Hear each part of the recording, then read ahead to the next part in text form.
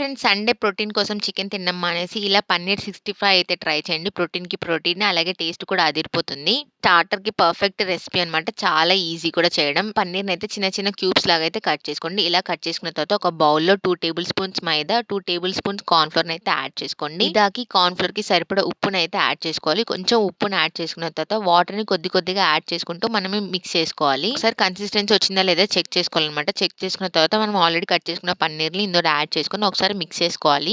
ఒకసారి అయితే మనం పక్కన పెట్టేసుకొని కడాయిలో కొద్దిగా ఆయిల్‌ని యాడ్ చేసుకొని ఆయిల్ బాగా హీట్ అయిన తర్వాత మనం మిక్స్ చేసుకున్న పన్నీర్ ముక్కలనైతే ఇందులో వేసుకొని ఫ్రై చేసుకోవాలి. 2 సైడ్స్ గోల్డెన్ బ్రౌన్ కలర్ వచ్చేంత వరకు అయితే ఫ్రై చేసుకోవాలి. ఒక 5-6 మినిట్స్ లోపు అయితే మనకి ఇలా గోల్డెన్ బ్రౌన్ కలర్ అయితే వచ్చేస్తాయి. ఇలా ప్లెయిన్‌గా ఫ్రై చేయడం ఇష్టం లేకపోతే దీంట్లో అయితే స్పైసెస్‌ని కూడా యాడ్ చేసుకోవచ్చు. తర్వాత రిమైనింగ్ పన్నీర్ ముక్కల్ని కూడా వేసుకొని ఫ్రై చేసేసుకోవాలి. పాన్‌లో కొద్దిగా ఆయిల్‌ని పెట్టేసి ఆనియన్స్‌ని అలాగే పచ్చిమిర్చిని వేసుకొని ఒకసారి ఫ్రై చేసుకోవాలి. పచ్చిమిర్చి వేగిన తర్వాత ఒక టేబుల్ స్పూన్ సోయా సాస్ అలాగే ఒక టేబుల్ స్పూన్ కెచప్, ఒక టేబుల్ స్పూన్ వెనిగర్‌ని కూడా యాడ్ చేసుకోవాలి. అన్నిటిని యాడ్ చేసుకొని మిక్స్ చేసేటప్పుడు కొద్దిగా కారం అలాగే రుచికి సరిపడా ఉప్పుని యాడ్ చేసుకొని వీటన్నిటిని ఒకసారి మిక్స్ చేసుకోండి. చేసుకున్న తర్వాత మనకు కొంచెం సాస్ లాగా వచ్చేసిన తర్వాత మనం ఆల్రెడీ ఫ్రై చేసుకున్న పన్నీర్ ముక్కల్ని ఇందులో యాడ్ చేసుకొని హై ఫ్లేమ్ మీద ఒక 2-3 మినిట్స్ అయితే టోస్ట్ చేసుకోవాలి. చేసుకున్న సాస్ మొత్తం పన్నీర్ ముక్కలకి వచ్చేంత వరకు మనం ఫ్రై చేసుకోవాలి. ఫ్రై చేసుకున్న తర్వాత దింపే ముందుగా చిన్నగా కట్ చేసుకున్న కొత్తిమీర, కరివేపాకును వేసుకొని ఒకసారి మిక్స్ చేసుకోవాలి. చేసుకున్న తర్వాత స్టవ్ అయితే ఆఫ్ చేయండి. మన టేస్టీ పన్నీర్ 65 అయితే రెడీ అయిపోతుంది. సర్వ్ చేసుకునేటప్పుడు కెచప్‌తో గాని, మయోనీస్‌తో గాని సర్వ్ చేసుకుంటే చాలా బాగుంటుంది. మీకు ఈ రెసిపీ యూజ్ అయితే please like, share, subscribe to my channel. Thanks for watching.